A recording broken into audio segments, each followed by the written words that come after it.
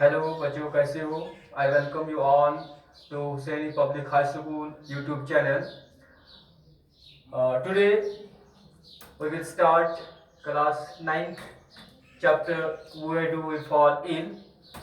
And इस chapter में हम बेसिक थिंग डिस्कस करेंगे. हेल्थ क्या है, डिजीज क्या है, गुड हेल्थ क्या है, बैड हेल्थ क्या है, what are the various types of diseases. We will discuss all these things in this chapter, so be careful. Now, why do we fall in? सबसे पहले हम इंट्रोड्यूस करेंगे what you have studied in the previous chapters. Chapter number 1, the cell, fundamental unit of life and tissues. You know that cells are the basic structural and functional units of living organisms, and cells are made of a variety of, they are the structural and functional, units of living organisms. Okay, living organisms.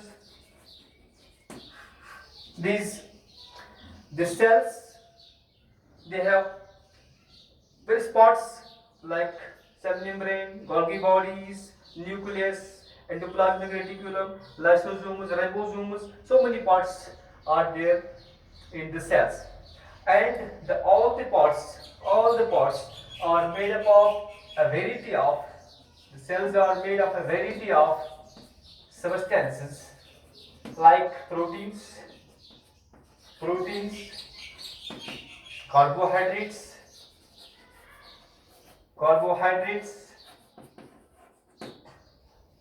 lipids or fats,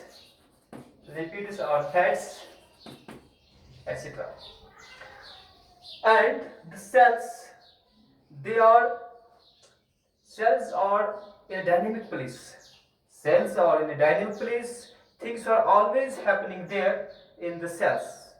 Cells move from one place to another, just like the unicellular organisms, amoeba or paramecium, they move from place to place. Okay, even if the cells are not moving, still there are things happening in the cells. For example, digestion, respiration, all that things. The cells are in the continuous state of this dynamic state. There, the things are happening there. The activities are going on within the cells. Okay, and these cells, they group together, they form tissues, they form organs, okay, and perform different specialized structures for the body. Now, for example, our body organs and tissues, they perform different function for our body. For example, our heart beats to pump the blood to all parts of the body. Our lungs breathe for the exchange of gases, and the kidneys in our body, they filter the blood and form urine and remove the harmful wastes from the blood out of the body. And our brain thinks. Okay, now the activities in our body performed by different organs or structures, they are interconnected, they are coordinated. For example, if kidneys stop functioning, if kidneys stop filtering the blood, what happens? The poisonous substances will accumulate in the body. अगर kidneys ने काम करना छोड़ दिया, kidneys का काम क्या है? किडनीज का काम क्या है? हमारे ब्लड को फिल्टर करना. ब्लड में जो पॉइजनस सब्सटेंसेस है, हार्मफुल वेस्टेज है, किडनीज उनको रिमूव करती है, यूरिन की फॉर्म में हम फिर बॉडी से बाहर फेंकते हैं. अगर किडनीज ने ये काम स्टॉप किया, किडनीज ने ये काम नहीं किया ड्यू टू सम रीजंस, तो क्या होगा? वो पॉइजनस सब्सटेंसेस हमारे बॉडी में एक्यूमुलेट हो जाएंगे. ठीक है। इससे क्या होगा, जब एक्यूमुलेट हो जाएंगे तो हमारा दिमाग जो हमारा ब्रेन प्रॉपरली थिंक नहीं करेगा, our brain will not be able to think properly. So these various activities are coordinated, they are interconnected. One more thing you have to remember is that anything that stops, that prevents the activity of the cells or tissues, it will lead to a lack of the body activity. अगर किसी भी cell या tissue को कोई भी चीज externally या internally कोई भी चीज प्रॉब्लम क्रिएट करेगा, प्रिवेंट करेगा उनको काम करने में, इससे हमारे जो बॉडी की एक्टिविटी है उस पर असर पड़ जाएगा. Okay, so this is the brief introduction. Now अब हम देखेंगे व्हाट इज हेल्थ. हेल्थ क्या होती है, how you can define health, what is health. Okay, so health can be defined, it can be defined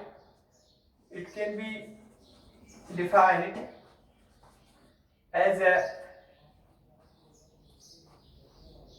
state of, can be defined as a state of complete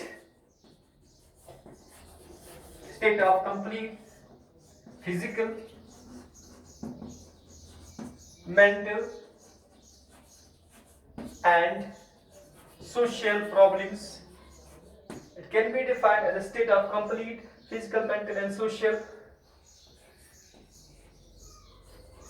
problems. Health can be defined as a state of complete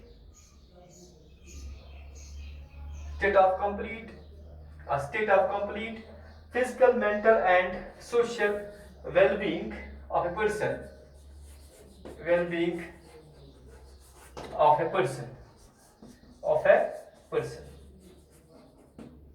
What's this? कोई भी person है, कोई भी individual है, अगर उसमें वो physically fit है, अगर वो फिजिकली भी फिट है, मेंटली भी फिट है, वो सोशली भी ओके है.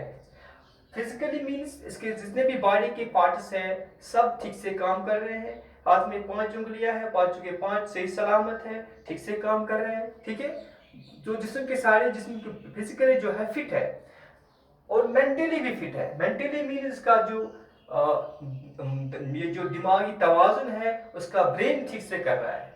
उसका ब्रेन का काम क्या है, take decisions, think.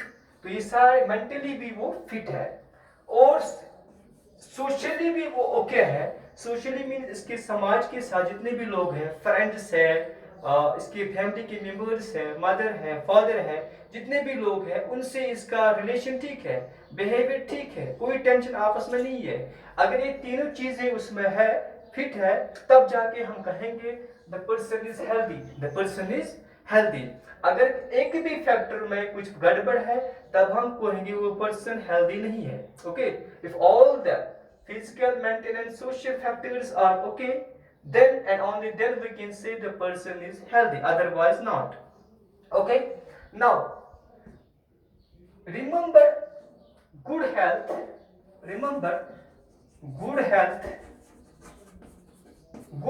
is not only freedom from good health is not only freedom from sickness and diseases.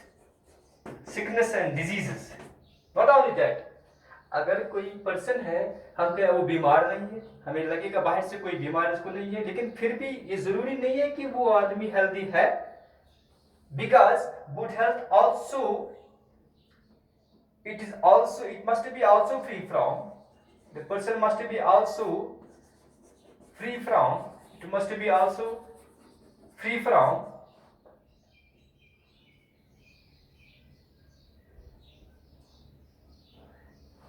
social tensions and anxiety and psychological tensions. ठीक है, तो ये जरूर नहीं कि एक तो ये बीमारी भी नहीं होनी चाहिए उस इंडिविजुअल में, ठीक है, और social problem, social tension, social tension इसका मतलब ये है अगर घर में फैमिली मेंबर्स फॉर एग्जांपल है, फादर है, मदर है, ब्रदर्स सिस्टर्स है, कजिन्स है, अगर उनके साथ इनमें कुछ गड़बड़ है, कुछ ठीक से बिहेवियर नहीं है, कुछ गड़बड़ है, झगड़ा है, कुछ है, तो हम कहेंगे सोशली भी वो ठीक नहीं है, तो तब भी हम कहेंगे वो इंडिविजुअल जो है परफेक्टली वो हेल्दी नहीं है। इसी तरह से अगर उसको साइकोलॉजिकल प्रॉब्लम्स है, साइकोलॉजिकल टेंशन का मतलब है psychological tension is related to behavioural tensions.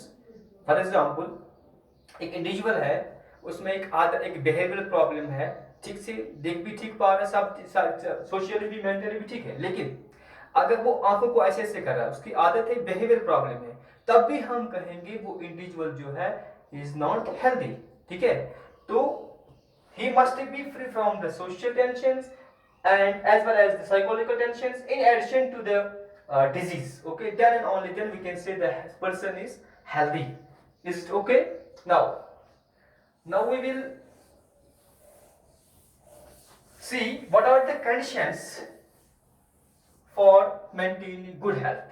So conditions necessary for good health. What are the conditions necessary for good health? Conditions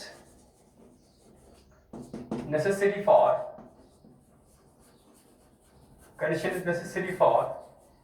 good health. Good health किन किन चीजों से हमारी हेल्थ सही रहेगी? Okay, number 1, first and the foremost necessity for maintaining good health is the balanced diet. Balanced diet, ये तो पता है आपको, हमारे जो सेल्स है, बॉडी ऑर्गन्स है, जितने भी है वो काम कर रहे हैं, अपना अपना काम कर रहे हैं, इंटीग्रेटेड वो फंक्शंस है, कोऑर्डिनेटेड मैनर में वो काम कर रहे हैं, लेकिन वो उनको काम करने के लिए एनर्जी और रॉ मटेरियल की जरूरत पड़ती है। हमारे जो बॉडी की डिफरेंट पार्ट्स है, डिफरेंट ऑर्गन्स है, दे फंक्शन फॉर द बॉडी, लेकिन उनको उन काम करने के लिए, जैसे रेस्पिरेशन हो रहा है, डाइजेशन हो रहा है, ठीक है, या ब्लड फिल्टरिंग का काम कर रहा है, जितने भी उनको एनर्जी और रॉ मटेरियल की जरूरत पड़ती है, और वो उनको प्रोवाइड कौन करता है? फूड। वो उनको प्रोवाइड फूड करता है, और food is the basic necessity. And you also know that food contains many nutrients, carbohydrates, proteins, vitamins, lipids or fats, water। तो ये सारी चीजें जो है, न्यूट्रिएंट्स है, ये प्रॉपर क्वांटिटी में बॉडी को मिलनी चाहिए, then and only then he will remain healthy. So balanced diet is the first necessity for good health. Number second,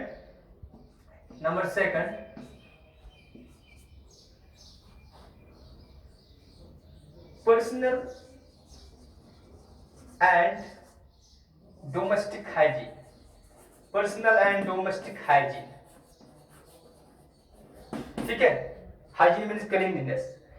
so personal level पे इंडिविजुअली भी उसको अपने आप को साफ रखना है, और डोमेस्टिक हमारे घर में जो माहौल है, आसपास का माहौल है, और पर्सनली अपने कपड़े साफ पहनने हैं, नहाना है रोज, तो ये भी जरूरी है। If you have to maintain your health, ये गुड हेल्थ के लिए जरूरी है सफाई का खास ख्याल रखना है, इंडिविजुअल लेवल पे भी, डोमेस्टिक लेवल पे भी, ठीक है।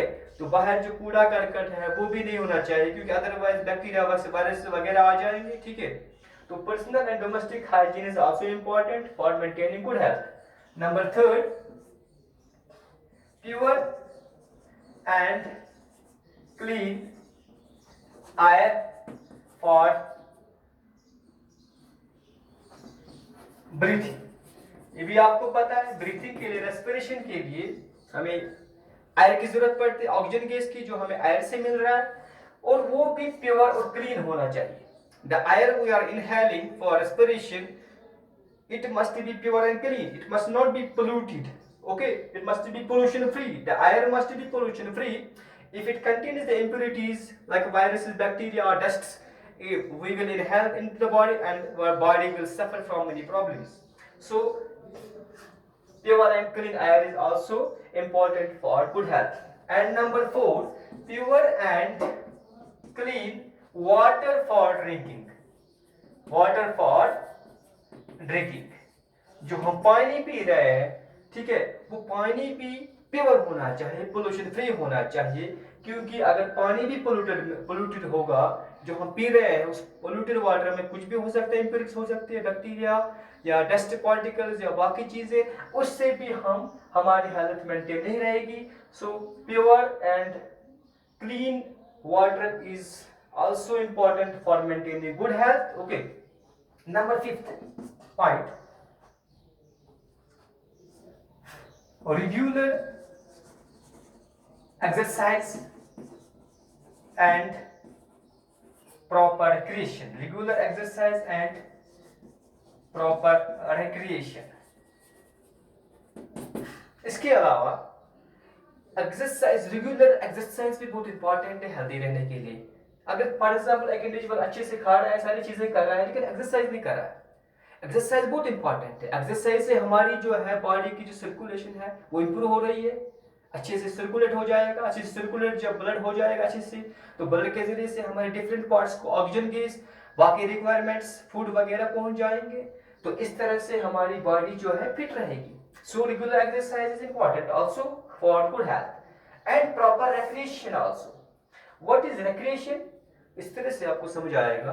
अगर हम फॉर एग्जाम्पल किसी वीरान जगह में रहेंगे, किसी रेगिस्तान में जहाँ पे ना पेड़ है ना ज्यादा बर्ड्स है, ऐसी चीजें नहीं है, ऐसी जगहों पे हमें अच्छा नहीं लगेगा रहना, ठीक है.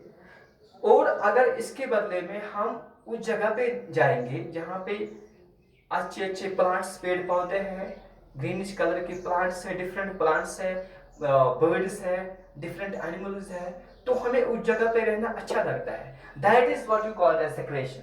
सो proper recreation is also important for maintaining the good health. Okay, now number 6th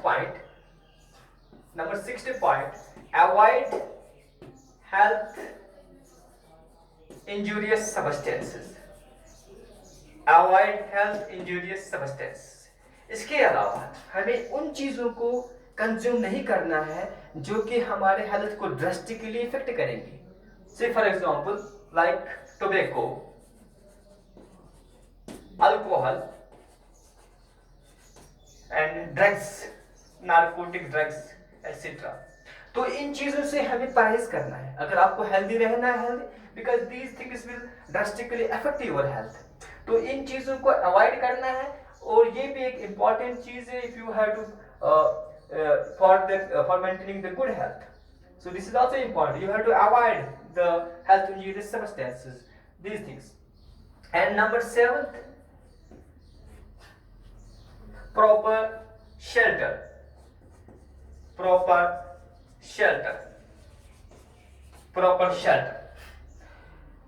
हर एक लिविंग थिंग को शेल्टर की जरूरत पड़ती है जहाँ पे वो रहता है, ठीक है, जहाँ पे उसकी डिफरेंट जो नीड्स है वो फुलफिल हो जाती है.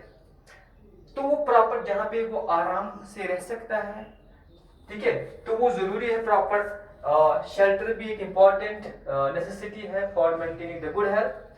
इसके अलावा to take enough sleep. To take enough sleep. आराम की जरूरत है, आराम सोना भी जरूरत है विद इन लिमिट्स. वो आराम से सोना भी चाहिए. सोएगा कहाँ? अब किसी प्रॉपर शेल्टर में सोएगा ना, वो आराम से रहेगा. कुछ आराम भी करना जरूरी है. अगर सारी चीजें करेंगे लेकिन आराम नहीं करेंगे, जागते रहेगा दिन और रात में, तब भी वो जो है उसकी हेल्थ मेंटेन नहीं रहेगी. So enough sleep, proper sleep is also important for maintaining good health. So these are the some factors, some necessities for making for good health. Okay, now what are the factors affecting our health? Factors affecting our health.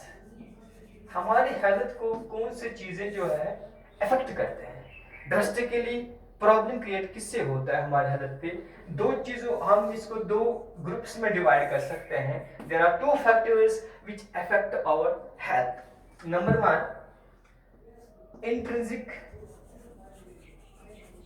और internal factors. Intrinsic or internal factors. The number second category is extrinsic or external factors. Now what are these internal and external factors? Internal or intrinsic factors are those factors which exist in our body, which exist within the body of the individual. अगर वो factors इसके अंदर है जिनसे बीमारी को जिनसे इसकी हेल्थ को प्रॉब्लम होती है, उल्टा असर पड़ता है, तब जाके उन फैक्टर्स को हम क्या कहेंगे? Intrinsic factors exist with in the body, they exist with in the body. For example कौन कौन से ऐसे फैक्टर्स हैं जिनकी वजह से हेल्थ को प्रॉब्लम, हमारे हेल्थ इफेक्ट होता है? For example it includes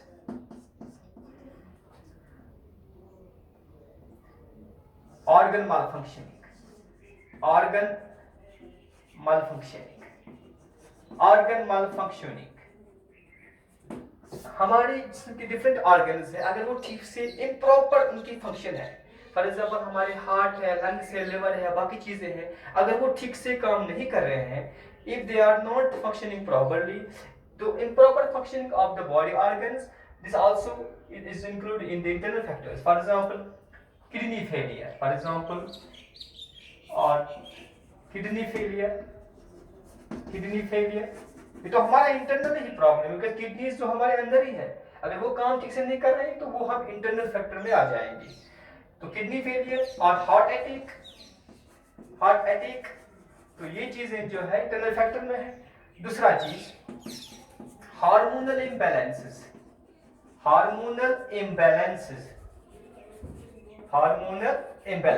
hormone भी इंपॉर्टेंट केमिकल सब्सटेंसेस है जो हमारे बॉडी में प्रेजेंट है, ठीक है.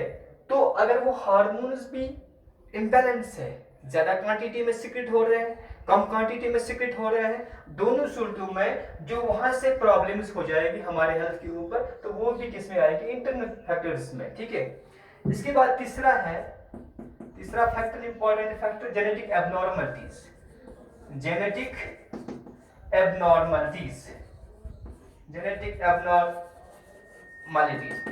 अगर हमारे जेनेटिक मेकअप में, हमारे सेल्स में जो जीन्स है, जेनेटिक मेकअप है, क्रोमोसोम्स है, जो कि जीन्स के बने होते हैं, अगर उनमें वो एब्नॉर्मलिटी उनमें है, तो बाद में वो एब्नॉर्मलिटी से क्या, वो भी इंटरनल फैक्टर ही है. तो जो जीन्स हमारे सेल्स के अंदर, अगर वो एब्नॉर्मलिटी उनमें है, तो उनकी वजह से जो प्रॉब्लम्स क्रिएट हो जाएंगे, तो वो भी जो है वो हमारे इंटरनल फैक्टर में इंक्लूड हो जाएगी. Number fourth factor is the improper functioning of our immune system, देखिए इस तरह से बाकी सिस्टम है, रेस्पिरेटरी सिस्टम है, सर्कुलेटरी सिस्टम, इस तरह से हमारे बॉडी में एक और सिस्टम है जिसको हम इम्यून सिस्टम कहते हैं. इम्यून सिस्टम क्या चीज है? इम्यून सिस्टम में सेल्स और केमिकल सब्सटेंसेस होते हैं जो जिनको हम एंटीबॉडीज कहते हैं. तो उनसे ये हमारी बॉडी में हमारे इन्फेक्शन अगर हो सके भी कवर होगा, हमारे इन्फेक्शन से, बीमारी के खिलाफ लड़ते हैं, ठीक है. तो इसी सिस्टम को हम इम्यून सिस्टम कहते हैं. ऐसा सिस्टम है in our body which fight against the diseases, against the infections. So it includes different cells like lymphocytes, T cells, and also the chemical substances secreted from the cells called as antibodies. और उन चीजों से जो है वो हमारे जिनसे हमें बीमारी के खिलाफ लड़ते हैं, इन्फेक्शन के खिलाफ लड़ते हैं, उस सिस्टम को इम्यून सिस्टम कहते हैं. अगर वो इम्यून सिस्टम भी प्रॉपरली काम नहीं कर रहा है किसी इंडिविजुअल में, तो उससे भी प्रॉब्लम्स हो जाएंगी, और वो भी हमें किस में आएगा? इंटरनल फैक्टर में, बिकॉज वो इम्यून सिस्टम हमारी बॉडी के अंदर ही है. इस तरह से जो एक्सटर्नल एंड एक्सट्रिंसिक फैक्टर्स है, these factors enter the body from outside. देखो ये चीजें जो है ये बाहर से आते हैं, प्रॉब्लम्स तो यहाँ से भी होंगी, लेकिन ये जो है अब ये चीजें बॉडी में नहीं है, ये बाहर से आएंगी. For example number 1 pollutants. Pollutants है जैसे कि डस्ट है, फॉर एग्जाम्पल डस्ट है या स्मोक है, ठीक है, स्मोक है, इस तरह से कार्बन मोनोऑक्साइड है, कार्बन डाइऑक्साइड है, ठीक है, या पोलन्स है, पोलन ग्रैंड्स, ठीक है। तो ये सारी चीजें जो है ये पोल्यूटेंट्स में आ जाएंगी, ये बाहर से हम इनहेल करते हैं, ठीक है। तो इनसे भी जो प्रॉब्लम्स हो जाएंगी तो वो भी एक्सटर्नल फैक्टर में आएंगी। Number 2 disease causing microbes. Disease causing microbes, बहुत से माइक्रो ऑर्गेनिजम्स है, जैसे कि 8th क्लास में पढ़ा होगा, बैक्टीरिया, वायरसेस, प्रोटोजोआ, ठीक है, हेलमिंथ्स। तो इनसे जो है, इनसे भी ये भी एक्सटर्नल फैक्टर में आएंगे because they are not present in our body, ठीक है, they enter our body from outside, so this also is included in the external factors, ठीक है। इसके बाद drugs, tobacco and tobacco etcetera. ये चीजें जो है ड्रग्स या टोबैको या अल्कोहल जो है, ये चीजें जो है ये भी हम बाहर से लेते हैं, तो इनसे भी प्रॉब्लम्स अराइज होती है, तो ये भी हमारे एक्सटर्नल फैक्टर्स में आते हैं, ठीक है। इसके बाद इसमें फिजिकल एजेंट्स भी आते हैं। फिजिकल एजेंट्स मतलब हमें एक्सीडेंट्स है या, ठीक है, फ्रैक्चर हो रहा है तो ये फिजिकल एजेंट्स में आते हैं, ठीक है, या हीट है, रेडिएशन है, हीट फिजिकल एजेंट्स में, लाइक हीट, कोल्ड, ज्यादा सर्दी से, ज्यादा गर्मी से, ह्यूमिडिटी से, तो उनको फिजिकल एजेंट्स में आते हैं। इसी तरह से मैकेनिकल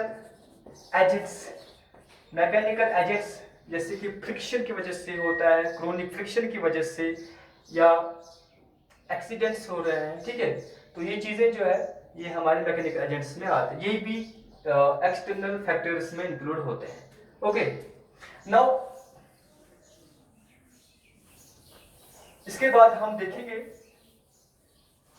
ये personal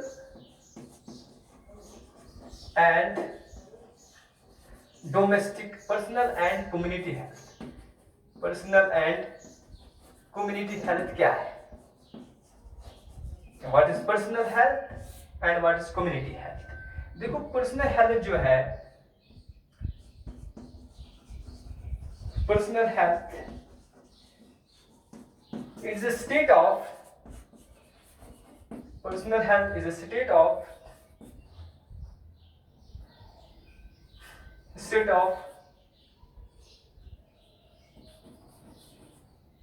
the state of freedom from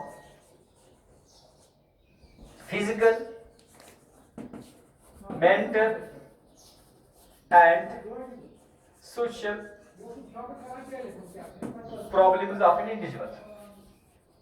Problems of an individual. ये इंडिविजुअल की बात है। अगर कोई इंडिविजुअल है, एक इंडिविजुअल की बात हो रही है, एक सेपरेट इंडिविजुअल की बात हो रही है, अगर एक पर्सन की, एक इंडिविजुअल फ्री है, अगर वो फिजिकल, मेंटल और सोशल प्रॉब्लम्स में फ्री है, यानी कि वो फिजिकली भी फिट है, इसकी डिफरेंट बॉडी पार्ट्स ठीक है, बाहर से भी ठीक है, अंदर से भी ठीक है, ठीक से काम कर रहा है, मेंटली भी फिट है, उसका ब्रेन जो ठीक से डिसीजन कर रहा है, ठीक से सोच रहा है, ठीक से थिंकिंग कर रहा है, थिंकिंग का प्रोसेस, एंड सोशल प्रॉब्लम, और सोशल में जितने भी प्रॉब्लम्स नहीं, कोई भी प्रॉब्लम नहीं है, इसका जो घर में भी माहौल ठीक से है, आपस में ठीक से, फ्रेंड्स से भी इसका बिहेवियर ठीक है। तो अगर ये तीनों चीजें, सारी चीजें उस एक अकेले इंडिविजुअल फिट है, तब हम उसको क्या कहेंगे? Personal health. ओके, नाउ इसमें क्या है? इसमें only individual maintains his her health. इसमें एक इंडिविजुअल अपने आप को, ठीक है, अपने आप को एक सफाई का ध्यान दे रहा है, सिर्फ only one individual of the community, तो तब जाके हम उसको बोलेंगे पर्सनल हेल्थ। और कम्युनिटी हेल्थ क्या है? तो what is the community health? what is community health? What is community health? If all the individuals of a community have good health, if all the individuals of a community have good health, it reflects the community health.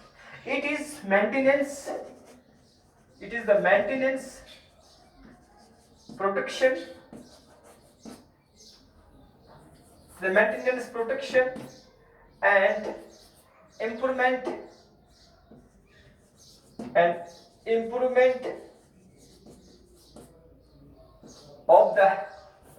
of health of the whole community, of the whole community.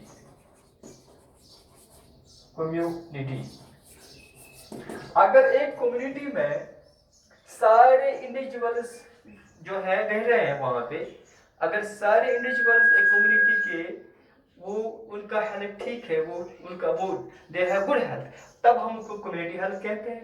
यानी इसमें maintenance, protection and improvement, ठीक है, it is the maintenance, protection and improvement of health of the whole community. और ये जो health जो है, health has been declared a fundamental human right. Health has been declared a fundamental human right, remember? Okay. And it is the state government, government which has the responsibility for maintaining the health of its people. Okay, तो ये fundamental rights को करार दिया गया है health को, और state government की रिस्पॉन्सिबिलिटी होती है अपने जो उसकी जो लोकेलिटी है उसकी हेल्थ का ख्याल रखना है, उसके जितने भी लोग हैं. और जो ये जो है हेल्थ, ये पब्लिक राइट होता है हर एक का, पब्लिक राइट, हर एक इंडिविजुअल का ये पब्लिक राइट है for good to maintain good health. और ये जो हेल्थ है,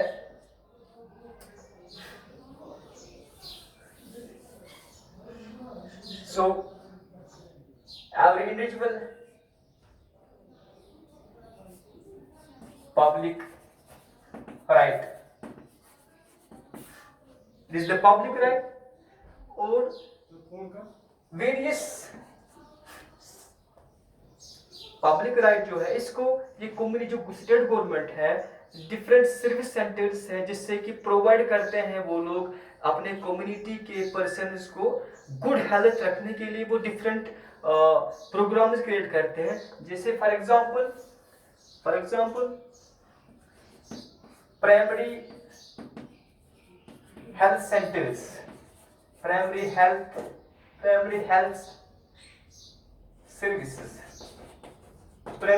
सर्विसेज.